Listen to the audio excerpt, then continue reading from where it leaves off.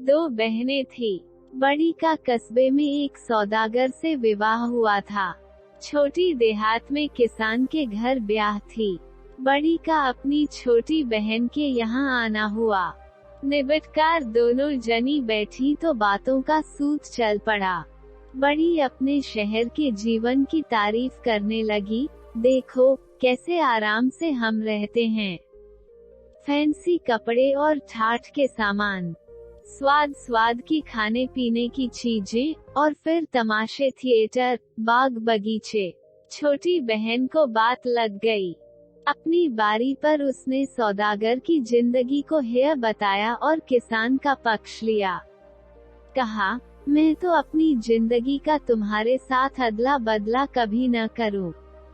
हम सीधे सादे और रूखे से रहते हैं तो क्या, चिंता फिकर से तो छूटे हैं। तुम लोग सजी धजी रहती हो, तुम्हारे यहाँ आमदनी बहुत है, लेकिन एक रोज वह सब हवा भी हो सकता है। जी जी, कहावत है ही, हानि लाभ दोई जुड़वा भाई। अक्सर होता है कि आज तो अमीर है, कल वही टुकड़े को मोहताज है। पर हमारे गांव के जीवन में यह जोखिम नहीं है। किसानी जिंदगी फूली और चिकनी नहीं दिखती तो क्या, उम्र लंबी होती है और मेहनत से तंदुरुस्ती भी बनी रहती है। हम मालदार न कहलाएंगे, लेकिन हमारे पास खाने की कमी भी कभी न होगी। बड़ी बहन ने ताने से कहा, बस बस, पेट तो बैल और कुत्ते का भी भरता है, पर वह भी कोई जिंदगी है। तुम्हें जीवन के आराम, अदब और आनंद का क्या पता है। तुम्हारा मर्द जितनी चाहे मेहनत करे, जिस हालत में तुम जीते हो, उसी हालत में मरोगे। वही चारों तरफ गोबर, भूस, मिट्टी, और यही तुम्हारे बच्चों की किस्मत में बदा है। छोटी ने कहा, तो इसमें क्या हुआ। हाँ, हमारा काम चिकना चुपड़ा नहीं है, लेकिन हमें किसी के आगे झुकने की भी जरूरत नहीं है। शहर में तुम हजार लालच से घिरी रहती हो। आज नहीं तो कल की क्या खबर है। कल तुम्हारे आदमी को पाप को लोग जुआ, शराब और दूसरी बुराइयां सा सकते हैं, तब घड़ी भर में सब बर्बाद हो जाएगा। क्या ऐसी बातें अक्सर होती नहीं हैं? घर का मालिक दीना ओसारे में पड़ा औरतों की यह बात सुन रहा था। उसने सोचा कि बात तो खरी है। बचपन से माँ धरती की सेवा में हम इतने लगे रहते हैं कि कोई व्यर्थ की बात हमारे मन में घर नहीं कर पाती है। बस है तो मुश्किल एक, वो यह कि हमारे पास जमीन काफी नहीं है। जमीन खूब हो तो मुझे किसी का परवाह न रहे, चाहे शैतान ही क्यों न हो। वही कोने में शैतान दुबका बैठा था। उसने सब कुछ सुना। वो खुश था। किसान की बीवी ने गांव की बढ़ाई करके अपने आदमी को डींग पर चढ़ा दिया। देखो न, कहता था कि जमीन खूब हो तो फिर चाहे शैतान भी आ जाए तो परवाह नहीं। शैतान ने मन में कहा कि अच्छा हजरत, यही फैसला सही। मैं तुमको काफी जमीन दूंगा और देखना है कि उसी से तुम मेरे चंगुल में होते हो कि नहीं। गांव के पास ही जमींदारी की मालकिन की कोठी थी। कोई 300 एकड़ उनकी जमीन थी। उनके अपने आसामियों के साथ बड़े अच्छे संबंध रहते आए थे, लेकिन उन्होंने एक कारिंदा रखा जो पहले फौज में रहा था। उसने आकर लोगों पर जुर्माने ठोकरे शुरू कर दिए।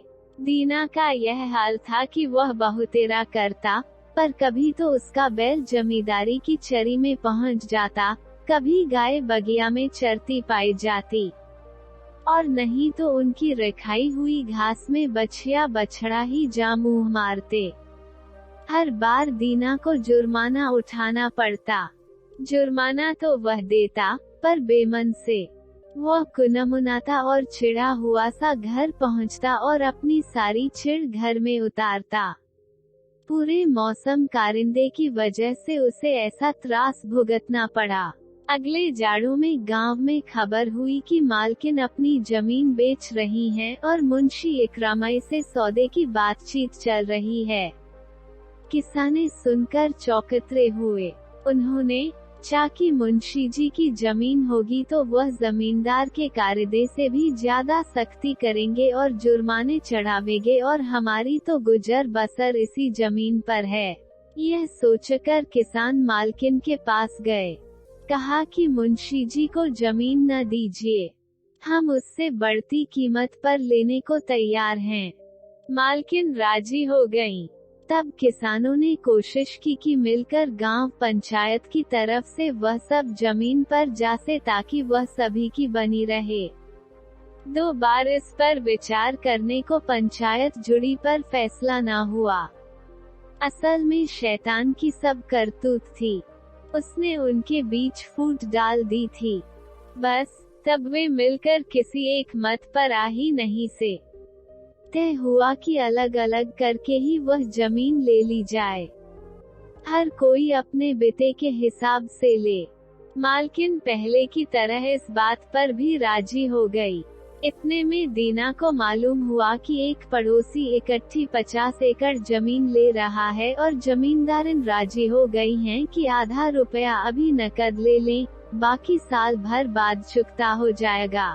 दीना ने अपनी स्त्री से कहा कि और जने जमीन खरीद रहे हैं, हमें भी 20 या इतने एकड़ जमीन ले लेनी चाहिए।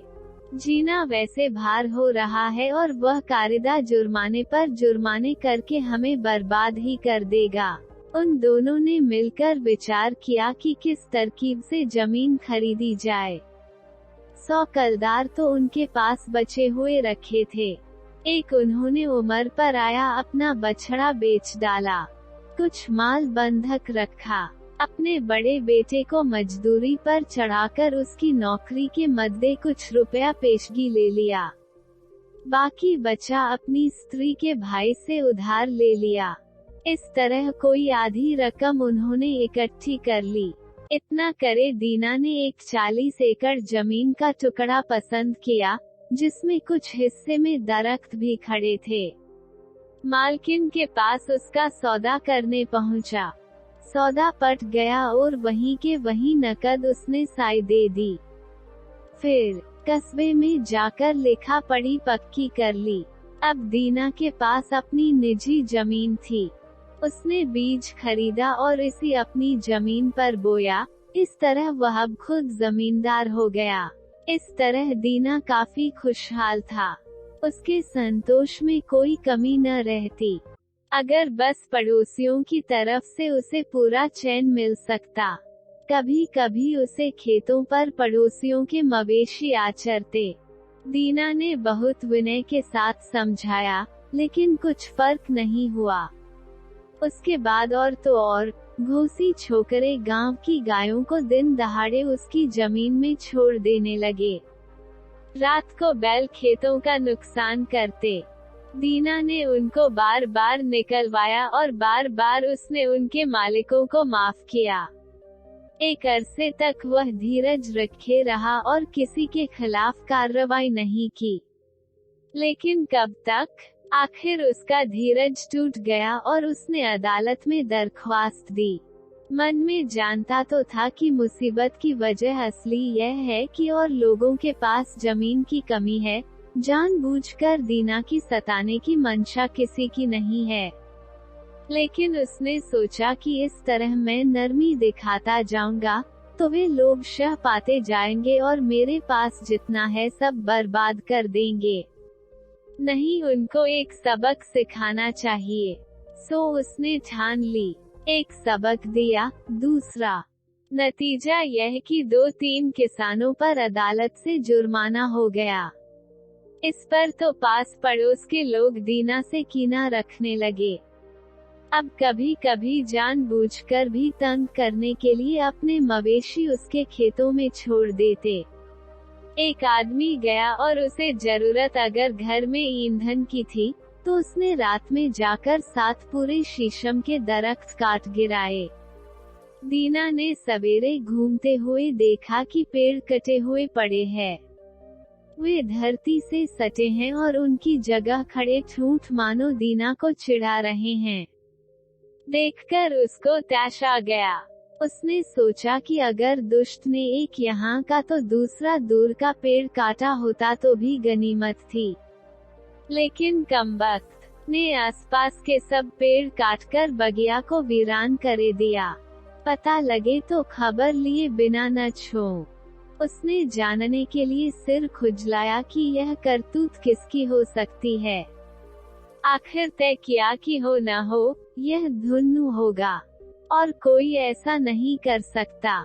यह सोच धुन्नु की तरफ गया कि शायद कुछ सबूत मिल जाए, लेकिन वहाँ कुछ चोरी का सबूत मिला नहीं और आपस में कहा सुनी और तेजा तेजी के सिवा कुछ नतीजा न निकला। तो भी उसे मने में पक्का विश्वास हो गया कि धुन्नु ने यह किया है और जाकर रपट लिखा दी। धुन्नु की पेशी हुई, मामला चला। एक अदालत से दूसरी अदालत हुई।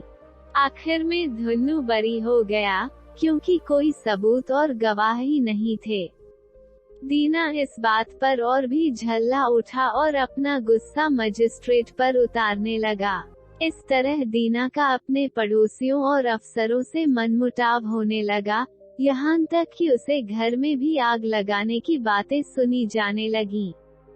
हालांकि दीना के पास अब जमीन ज्यादा थी और जमींदारों में उसी गिनती थी, पर गांव में और पेचों में पहला सा उसका मान न रह गया था। इसी बीच अफवाह उड़ी कि कुछ लोग गांव छोड़कर कहीं जो रहे हैं। दीना ने सोचा कि मुझे तो अपनी जमीन छोड़ने की जरूरत है ही नहीं, लेकिन और कुछ लोग अगर गांव छोड़ेंगे तो चलो, गांव में भीड़ ही कम होगी। मैं उनकी जमीन खुद ले लूंगा, तब ज्यादा ठीक रहेगा। अब तो जमीन की कुछ तंगी मालूम होती है। एक दिन दीना घर के ओसारे में बैठा हुआ था कि एक परदेसी सा किसान उधर से गुजरता हुआ उसके घर उतरा। वह वहां रात भर ठहरा और खाना भी वहीं खाया। दीना ने उससे बातचीत की कि भाई कहाँ से आ रहे हो? उसने कहा दरिया सतलज के पास से आ रहा हूँ, वहाँ बहुत काम है। फिर एक में से दूसरी बात निकली और आदमी ने बताया कि उस तरफ नई बस्ती बस रही है। उसे अपने गांव के कई और लोग वहां पहुंचे हैं। वह प्रश्नवाचक चिन्ह सोसाइटी में शामिल हो गए हैं और हरेक को 20 एकड़ जमीन मुफ्त मिली है। जमीन ऐसी उम्दा है कि उस पर गेहूं की पहली फसल जो हुई तो आदमी से ऊंची उसी बाले गई और इतनी घनी की दरांत के एक काट में एक पुला बन जाए।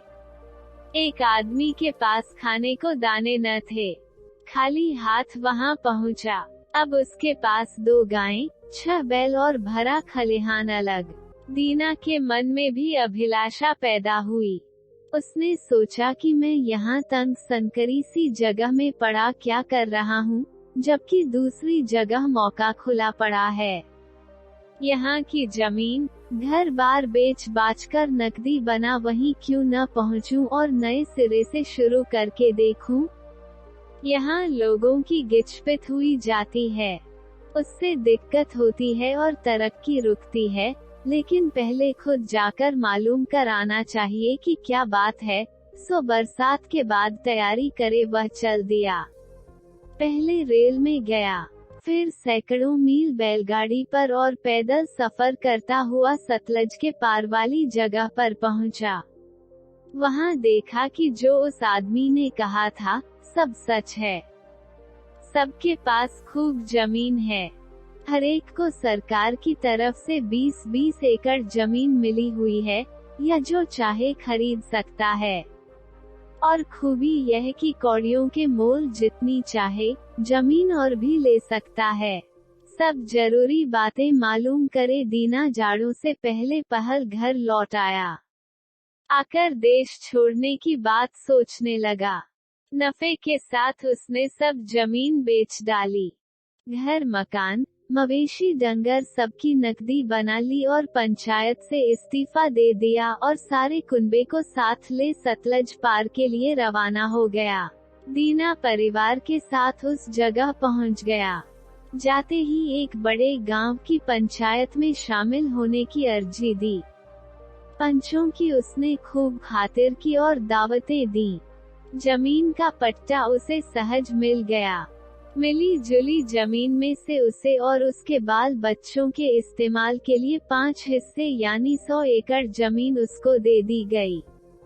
वो सब इकट्ठी नहीं थी, कई जगह टुकड़े थे। अलावा इसके पंचायती चरागाह भी उसके लिए खुला कर दिया गया।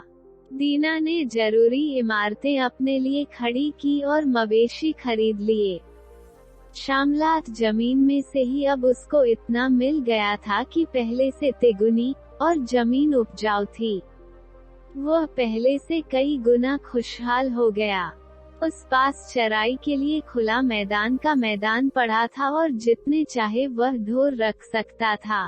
पहले तो वहाँ जमने और मकान वकान बनवाने का उसे रस रहा। वो अपने से खुश था और उसे गर्व मालूम होता था। पर जब वह इस खुशहाली का आदी हो गया तो उसे लगने लगा कि यहाँ भी जमीन काफी नहीं है, और होती तो अच्छा था।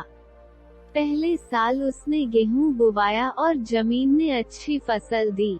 वो फिर गेहूं ही बोते जाना चाहता था, पर उसे लिए और पड़ती जमीन काफी न थी। जो एक बार फसल दे चुकती थी, वो उसे तरफ एक साथ दोबारा गेहूं नहीं देती थी। 1 या 2 साल उससे गेहूं ले सकते थे, फिर जरूरी होता था कि धरती को आराम दिया जाए।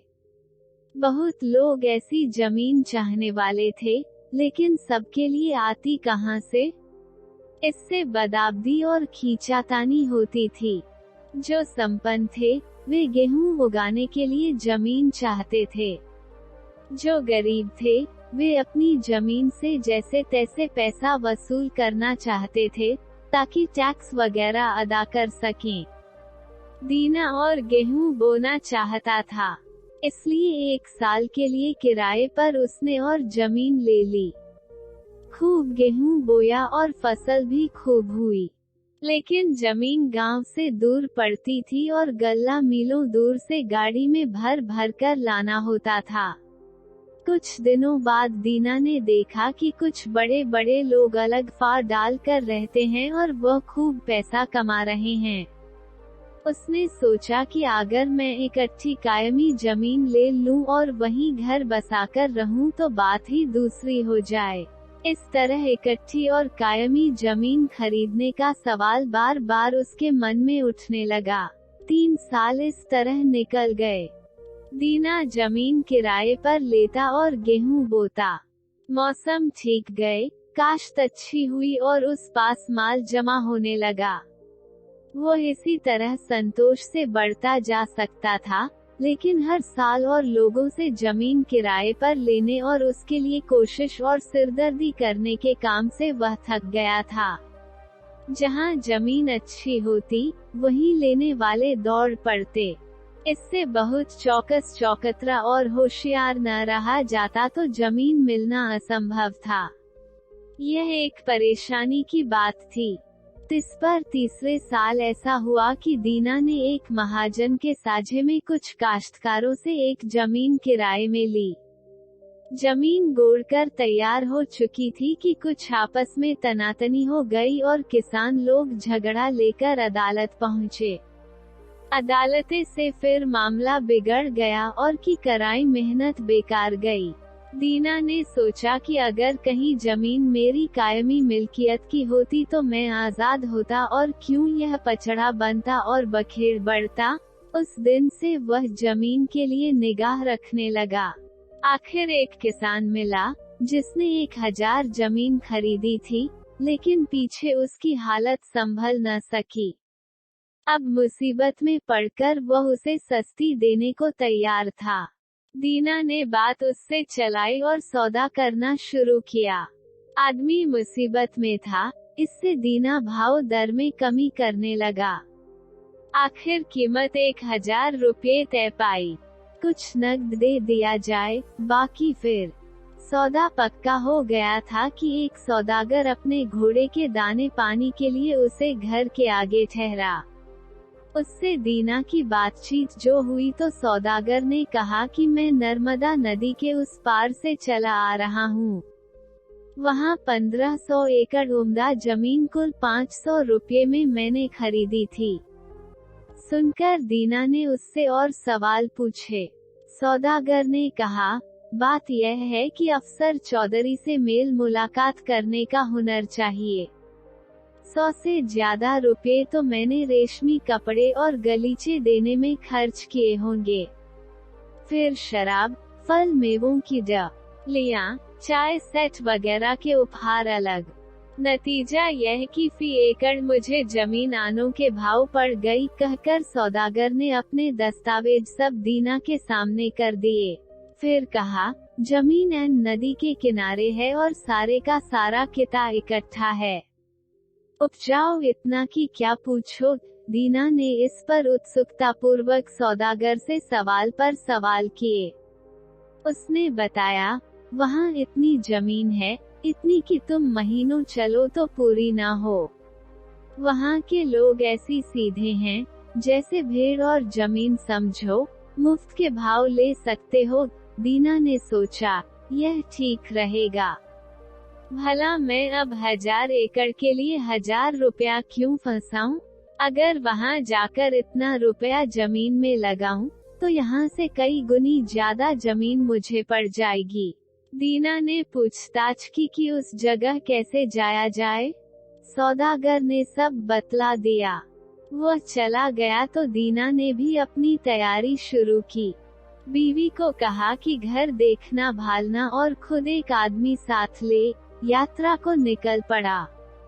रास्ते में एक शहर में ठहरकर, वहां से चाय के डब्बे, शराब और इसी तरह और उपहार की चीजें, जो सौदागर ने बताई थी, ले ली।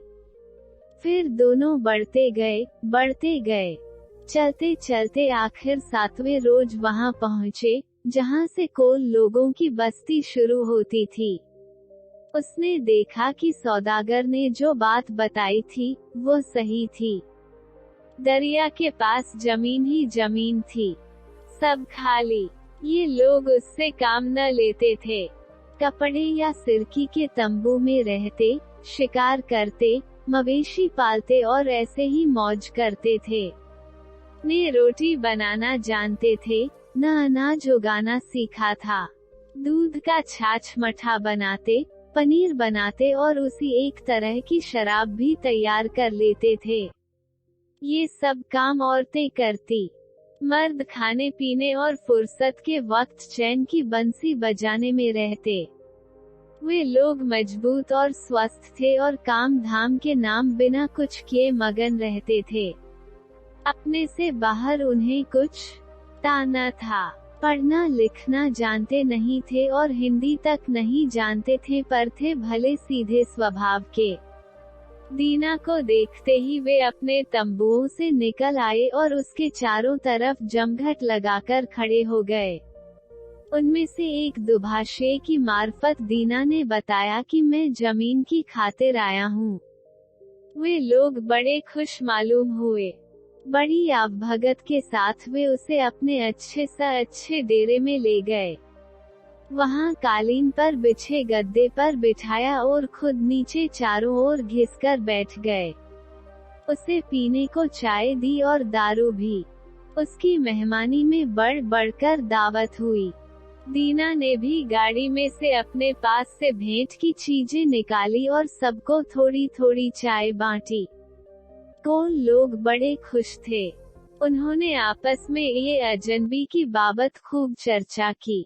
फिर दुभाषिए से कहा कि मेहमान को सब समझा दो। दुभाषिए ने कहा कि ये लोग कहना चाहते हैं कि हम आपके आने से खुश हैं। हमारे यहाँ का कायदा है कि मेहमान की खातिर जो हमसे बन सके, करें। आपकी कृपा के हम कृतज्ञ हैं। बतलाइए कि हमारे पास कौन सी चीज है, जो आपको सबसे पसंद है, ताकि हम उसी से आपकी खातिर कर सकें। दीना ने जवाब दिया कि जिस चीज को देखकर मैं बहुत खुश हूँ, वह आपकी जमीन है। हमारे यहाँ जमीन की कमी है और वह उपजाऊ भी इतनी नहीं होती, लेकिन यहाँ उसका कोई पार नहीं है और वह जमीन उपजाऊ भी खूब है। मैंने तो अपनी आँखों से यहाँ जैसी धरती दूसरी देखी नहीं। दुभाषी ने दीना की बात अपने लोगों को समझा दी। कुछ देर वे आपस में सलाह करते रहे। दीना समझ नहीं सकता कि वे क्या कह रहे हैं, लेकिन उसने देखा कि वे बहुत खुश मालूम होते हैं, बड़े हंस रहे हैं और जोर जोर से बोल रहे हैं। अनंतर वे चुप हुए और दीना की तरफ देखने लगे, फिर आपस में बात करने लगे। मालूम पड़ा कि जैसे उनमें कुछ दुविधा है। दीना ने पूछा कि उन लोगों में प्रश्नवाचक चिन्ह किस बात की अटक है। दुभाषी ने बताया कि उनमें कुछ की राय है कि सरदार से जमीन देने के बारे में और पूछ लेना चाहिए, गैर हाजिरी में कुछ कर डालना ठीक नहीं है। दूसरों का ख्याल है कि इस बात में सरदार के लौटने की राह देखने की जरूरत नहीं है, जरा सी तो बात है। यह विवाद चल रहा था कि एक आदमी बड़ी सी बालदार टोपी पहने वहां आ पहुंचा। सब चुप होकर उसके सम्मान में खड़े हो गए। दुभाषी ने कहा कि यही हमारे सरदार है। दीना ने फौरन अपने सामान में से एक बढ़िया लबाद निकाला और चाय का एक बड़ा डिब्बा और अन्य चीजें सरदार को भेंट की। सरदार ने भेंट स्वीकार की और अपने आसन पर आ बैठा। बैठते ही कोल लोगों ने उससे कुछ कहना शुरू किया। सरदार कुछ देर सुनता रहा, फिर उसने उन्हें चुप रहने का इशारा किया। उसे बाद दीना की तरफ मुखातिब होकर हिंदुस्तानी में कहा, इन भाइयों ने जो कहा ठीक है, जितनी जमीन चाहे चुन लो, हमारे यहाँ उसका घाटा नहीं है। दीना ने सोचा कि मैं मनचाहे जितनी जमीन कैसे ले सकता हूँ। पक्का करने के लिए दस्तावेज वगैरह भी तो चाहिए, नहीं तो जैसे आज इन्होंने कह दिया कि यह तुम्हारी है, पीछे वैसे ही उसे ले भी सकते हैं। प्रकट में उसने कहा, आपकी दया के लिए मैं कृतज्ञ हूँ।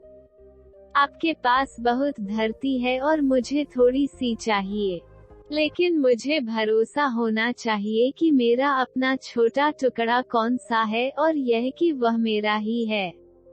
क्या ऐसा नहीं हो सकता कि जमीन को नाप लिया जाए और उतना टुकड़ा फिर मेरे हवाले कर दिया जाए? मरना जीना ईश्वर के हाथ है और संसार में यही चक्कर चलता है।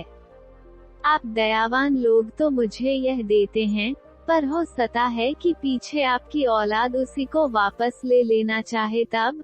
सरदार ने कहा, तुम्हारी बात ठीक है, जमीन तुम्हारे हवाले ही कर दी जाएगी।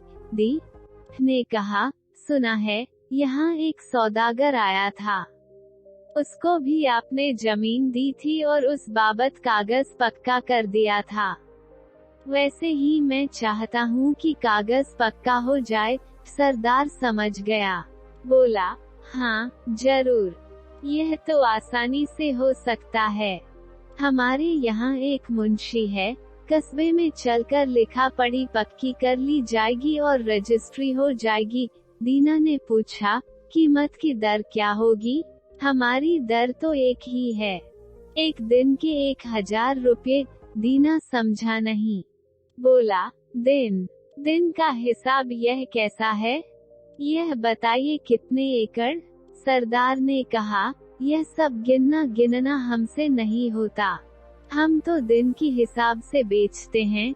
जितनी जमीन एक दिन में पैदल चलकर तुम नाप डालो, वही तुम्हारी, और कीमत है ही दिन भर की 1000। दीना अचरज में पड़ गया, कहा, एक दिन में तो बहुत सी जमीन को घेरा जा सकता है। सरदार हंसा, बोला, हाँ क्यों नहीं, बस वो सब तुम्हारी, लेनी एक शर्त है, अगर तुम उसी दिन उसी जगह न आ गए जहाँ से चले थे, तो कीमत जब्त समझी जाएगी। लेकिन मुझे पता कैसे चलेगा कि मैं इस जगह से चला था? क्यों, हम सब साथ चलेंगे और जहाँ तुम ठहरने को कहोगे ठहरे रहेंगे। उस जगह से शुरू करना और वहीं लौट आना। साथ फावड़ा ले लेना। जहाँ जरूरी सूंझा, निशान लगा दिया। हर मोड़ पर एक गड्ढा किया और उस पर घास को जरा ऊंचा चिन दिया। पीछे फिर हम लोग चलेंगे और हल से इस निशान से उस निशान तक हदबंदी खींच देंगे। अब दिन भर में जितना चाहो बड़े से बड़े चक्कर तुम लगा सकते हो, पर सूरज छिपने से पहले जहां से चले थे वहां पहुंचना। जितनी जमीन तुम इस तरह नाप लोगे वह तुम्हारी हो जाएगी। दीना खुश हुआ। तय हुआ कि अगले सवेरे ही चलना शुरू कर दिया जाएगा। फिर कुछ गपशप हुई, खाना पीना हुआ। ऐसे ही करते कराते रात हो गई। दीना के लिए उन्होंने खूब आराम का परों का बिस्तर लगा दिया और वे लोग रात भर के लिए विदा हो गए। कह गए कि पौ फटने से पहले ही वे आ जाएंगे, ताकि सूरज निकलने से पहले पहले मुकाम पर पहुंच जाया जाए। दीना अपने परों के बिस्तरे पर लेटा तो रहा, पर उसे नींद न आई। रह रहकर वह जमीन के बारे में सोचने लगता था, चलकर मैं कितनी जमीन नाप डालूं, कुछ ठिकाना है। एक दिन में 35 मील तो आसानी से कर ही लूंगा। दिन आजकल लंबे होते हैं और 35 मील, कितनी जमीन उसमें आ जाएगी। उसमें से घटिया वाली तो बेच दूंगा या किराए पर उठा दूंगा, लेकिन जो चुनी हुई बढ़िया होगी वहाँ अपना फा बनाऊंगा। 2 दर्जन तो बैल फिलहाल काफी होंगे। 2 आदमी भी रखने होंगे। कोई 150 एकड़ में तो काश्त करूंगा। बाकी चराई के लिए। दीना रात भर पड़ा जमीन आसमान के कुलाबे मिलाता रहा। देर रात कहीं थोड़ी नींद आई। आंख झपी होगी, किसी के बाहर से खिलखिलाकर हंसने की आवाज उसके कानों में आई। अचरज हुआ कि यह कौन हो सकता है। उठकर बाहर आकर देखा कि कोल लोगों का वह सरदार ही बाहर बैठा जोर जोर से हंस रहा है। हंसी के वे अपना पेट पकड़ रखा है। पास जाकर दीना ने पूछना चाहा, आप ऐसे हंस क्यों रहे हैं? लेकिन अभी पूछ पाया नहीं था कि देखता क्या है कि वहाँ सरदार तो है नहीं, बल्कि वह सौदागर बैठा है, जो अभी कुछ दिन पहले उसे अपने देश में मिला था और जिसने इस जमीन की बात बताई थी। तब दीना उससे पूछने को हुआ कि यहाँ तुम कैसे हो और कब आए? लेकिन देखा तो वह सौदागर भी नहीं, बल्कि वही पुराना किसान है जिसने मुद्दत हुई तब सतलज पार की जमीन का पता दिया था। लेकिन फिर जो देखता है तो वह किसान भी नहीं है, बल्कि खुद शैतान है, जिसके खुर हैं और सींग है। वही वहाँ बैठा ठट्टा मारकर हंस रहा है। सामने उसके एक आदमी पड़ा हुआ है नंगे पैर, बदन पर बस एक कुर्ता धोती। जमीन पर वह आदमी औंधे मुंह बेहाल पड़ा है। दीना ने सपने में ही ध्यान से देखा कि ऐसा पड़ा हुआ आदमी कौन है और कैसा। देखता क्या है कि वह आदमी दूसरा कोई नहीं, खुद दीना ही है और उसकी जान निकल चुकी है। यह देखकर मारे डर के वह घबरा गया। इतने में उसी आंख खुल गई। उठकर सोचा कि सपने में आदमी जाने क्या क्या वाहियात बातें देख जाता है। यह सोचकर मुंह मोड़ दरवाजे के बाहर झांककर जो देखा तो सवेरा होने वाला था। सोचा, समय हो गया, उन्हें अब जगह देना चाहिए। चलने में देर ठीक नहीं। वह खड़ा हो गया और गाड़ी में सोते हुए अपने आदमी को जगाया। कहा कि गाड़ी तैयार करो। खुद को लोगों को बुलाने चल दिया। जाकर कहा, सवेरा हो गया है, जमीन नापने चल पड़ना चाहिए। कोल लोग सब उठे और इकट्ठे हुए। सरदार भी आ गए। चलने से पहले उन्होंने चाय की तैयारी की और दीना को चाय के लिए पूछा, लेकिन चाय में देर होने का ख्याल कर उसने कहा, अगर जाना है तो हमको चल देना चाहिए। वक्त बहुत हो गया, को तैयार हुए और सब चल पड़े। कुछ घोड़े पर, कुछ गाड़ी में। दीना नौकर के साथ अपनी छोटी बहली में सवार था। फावड़ा उसने साथ रख लिया था। खुले मैदान में जब पहुँचे, तड़का फूट ही रहा था। पास एक ऊंची टेकड़ी थी, पार खुला बिछा मैदान। टेकड़ी पर पहुंचकर गाड़ी घोड़ों से सब उतर आए और एक जगह जमा हुए। सरदार ने फिर आगे जाने कितनी दूर तक फैले मैदान की तरफ हाथ उठाकर दीना से कहा कि देखते हो, जहाँ तक यह सब आंख जाती है वहाँ तक हम लोगों की जमीन है। उसमें जितनी तुम चाहो ले लो। दीना की आंखें चमक उठी। धरती एकदम अछूती पड़ी थी, हथेली की तरह हमवार और मुलायम, काली ऐसी की बिनौला, और जहाँ कहीं जरा निशान था, वहाँ छाती छाती जितनी तरह तरह की हरियाली छाई थी। सरदार ने अपने सिर की रोएदार टोपी उतारी और धरती पर रख दी। कहा, यह निशान रहा, यहाँ से चलो और यहाँ आ जाओ। जितनी जमीन चल लोगे वही तुम्हारी। दीना ने भी रुपये निकाले और टोपी पर निककर रख दिए। फिर उसने पहना हुआ अपना कोट उतार डाला और धोती को कस लिया।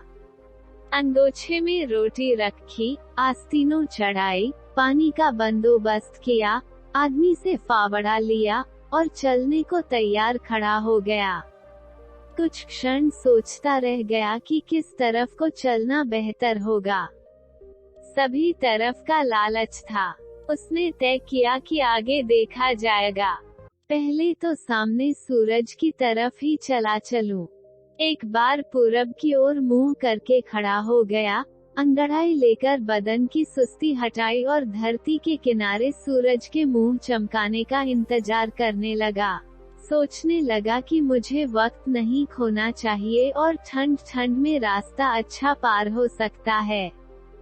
सूरज की पहली किरण का उनकी ओर आना था कि दीना, कंधे पर फावड़ा संभाल, खुले मैदान में कदम बढ़ाकर चल दिया।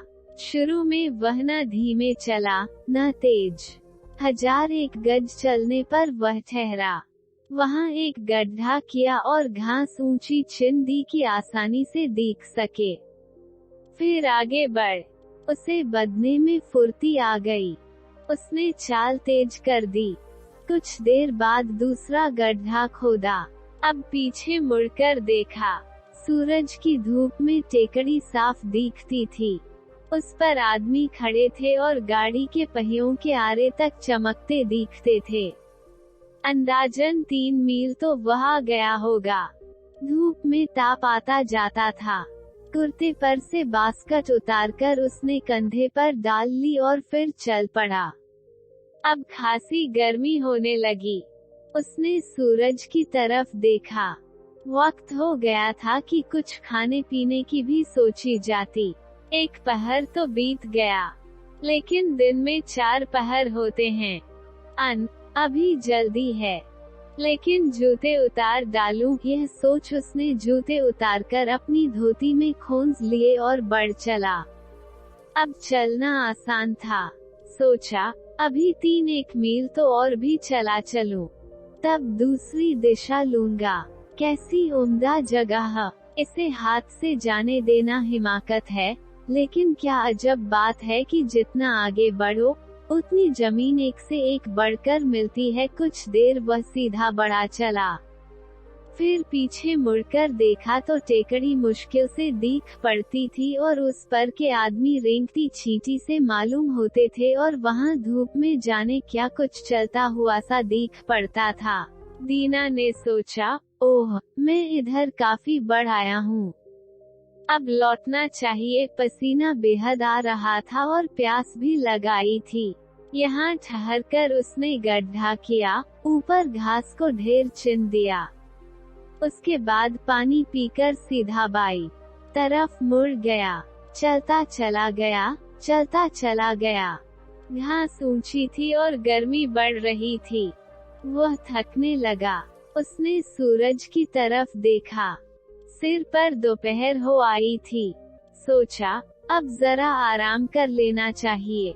वह बैठ गया, रोटी निकालकर खाई और कुछ पानी पिया। लेटा नहीं कि कहीं नींद न आ जाए। इस तरह कुछ देर बैठ, फिर आगे बढ़ चला। पहले तो चलना आसान हुआ, खाने से उसमें दम आ गया था, लेकिन गर्मी तीखी हो चली और आँखों प्रश्नवाचक चिन्ह में उसके ऊँघ सी आने लगी। तो भी वह चलता ही चला गया। सोचा कि तकलीफ घड़ी दो घड़ी की है, आराम जिंदगी भर का हो जाएगा। इस तरह भी उसने काफी लंबी राह नापी। वह बाईं तरफ मुड़ने वाला ही था कि आगे जमीन उपजाऊ दिखाई दी। उसने सोचा कि इस टुकड़े को छोड़ना तो मूर्खता होगी। यहाँ सनी की बाड़ी ऐसी उगेगी कि क्या कहना। यह सोच उसने उस टुकड़े को भी नाप डाला और पार आकर गड्ढे का निशान बना दिया। फिर दूसरी तरफ मुड़ा। जो टेकड़ी की तरफ देखा तो ताप के मारे हवा कांपती सी मालूम हुई। उस कपकपी के धुंधकारे में से वह टेकड़ी की जगह मुश्किल से छीन पड़ती थी। दीना ने सोचा कि क्षेत्र की ये दो भुजाएं मैंने नाप डाली है, अब इधर कुछ कम ही रहने दूं। वह तेज कदमों से तीसरी तरफ बढ़ा। उसने सूरज को देखा। सूरज कोई 2/3 अपना चक्कर काट चुका था। मुकाम से अभी वह 10 मील दूर था। उसने सोचा कि छोड़ा जाने भी दो। मेरी जमीन की एक बाजू छोटी रह जाएगी तो छोटी सही, लेकिन अब सीधी लकीर में मुझे वापस चलना चाहिए। जो ऐसे कहीं दूर निकल गया तो बाजी गई। अरे, इतनी ही जमीन क्या थोड़ी है। यह सोच दीना ने वहां तीसरे गड्ढे का निशान डाल दिया और टेकड़ी की तरफ मुंह कर ठीक उसी सीध में चल दिया। नाक की सीध बांधकर सवह टेकड़ी की तरफ चला, लेकिन अब चलते मुश्किल होती थी। धूम उसका सत ले चुकी थी। नंगे पैर जगह जगह कट और छिल गए थे और टांगे जवाब दे रही थीं। जरा आराम करने का उसका जी हुआ, लेकिन यह कैसे हो सकता था? सूरज छिपने से पहले उसे वहां पहुंच जाना था। सूरज किसी की बात देखता बैठा नहीं रहता। वह पल पल नीचे ढल रहा था। उसके मन में सोच होने लगा कि मुझसे बड़ी भूल हुई। मैंने इतने पैर पसारे क्यों? अगर कहीं वक्त तक न पहुंचा तो? उसने फिर टेकड़ी की तरफ देखा, फिर सूरज की रफ। मुकाम से अभी वह दूर था और सूरज धरती के पास झुक रहा था। दीना जी तोड़ चलने लगा। चलने में सांस फूलती और कठिनाई होती थी, लेकिन तेज पर तेज कदम वह रखता गया। बढ़ा चला, लेकिन जगह अब भी दूर बनी थी। यह देख उसने भागना शुरू किया। कंधे से वास्कट फेंक दी, जूते दूर हटाए, टोपी अलग की, बस साथ में निशान लगाने के लिए वह हल्का फावड़ा रहने दिया। रह रहकर सोच होता कि मैं क्या करूं? मैंने बिसात से बाहर चीज हथियानी चाहिए। उसमें बना काम बिगड़ा जा रहा है। अब सूरज छिपने से पहले मैं वहां कैसे पहुंचूंगा? इस सोच और डर के कारण वह और हौंफने लगा। वह पसीना पसीना हो रहा था, धोती गीली होकर चिपकी जा रही थी और मुंह सूख गया था, लेकिन फिर भी वह भागता ही जाता था। छाती उसकी लोहार की धड़कनी की तरह चल उठी, दिल भीतर हथौड़े की चोट सा धड़कने लगा। उधर टांगे बेबस हुई जा रही थीं। दीना को डर हुआ कि इस थकान के मारे कहीं गिरकर ढेर ही न हो जाए। हाल यह था, पर रुक वह नहीं सका। इतना भागकर भी अगर मैं जब रुकूंगा तो वे सब लोग मुझ पर हंसेंगे और बेवकूफ बनाएंगे, इसलिए उसने दौड़ना न छोड़ा, दौड़े ही गया। आगे को लोगों की आवाज सुन पड़ती थी। वे उसको जोर जोर से कहकर बुला रहे थे। इन आवाजों पर उसका दिल और सुलग उठा। अपनी आखिरी ताकत समेत वह दौड़ा। सूरज धरती से लगा जा रहा था। तिरछी रोशनी के कारण वह खूब बड़ा और लहूसा लाल दिख रहा था। वो अब डूबा।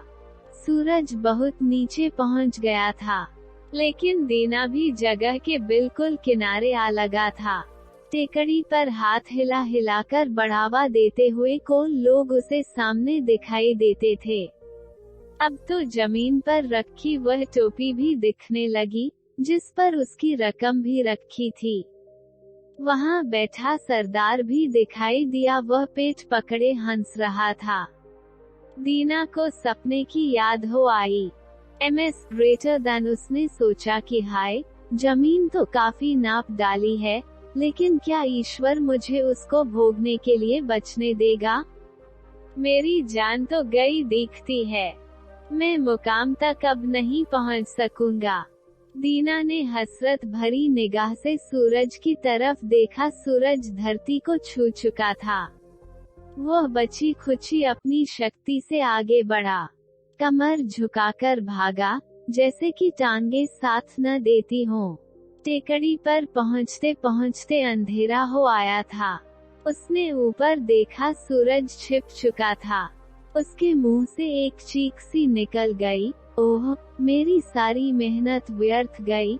यह सोचकर वह थमने को हुआ, लेकिन उसे सुन पड़ा कि खड़े हैं और उन्हें सूरज अब भी दिख रहा होगा। सूरज छिपा नहीं है, अच्छे मुझको नहीं दिखता। यह सोचकर उसने लंबी सांस खींची और टेकड़ी पर आंख मूंद कर दौड़ा। चोटी पर अभी धूप थी। पास पहुंचा और सामने टोपी देखी। बराबर सरदार बैठा वहीं पेट पकड़े हंस रहा था। दीना को फिर अपना सपना याद आया और उसके मुंह से चीख निकल पड़ी। टांगों ने जवाब दे दिया। वह मुंह के बल आगे को गिरा और उसके हाथ टोपी तक जा पहुंचे। खूब, सरदार ने कहा, देखो, उसने कितनी जमीन ले डाली। दीना का नौकर दौड़ा आया और उसने मालिक को उठाना चाहा, लेकिन देखता क्या है कि मालिक के मुंह से खून निकल रहा है। दीना मर चुका था। कौन लोग दया से और व्यंग्य से हंसने लगे। नौकर ने फावड़ा लिया और दीना के लिए कब्र खोदी और उसमें लिटा दिया। सिर से पांव तक कुल 2 गज 6 फुट जमीन उसे काफी हुई।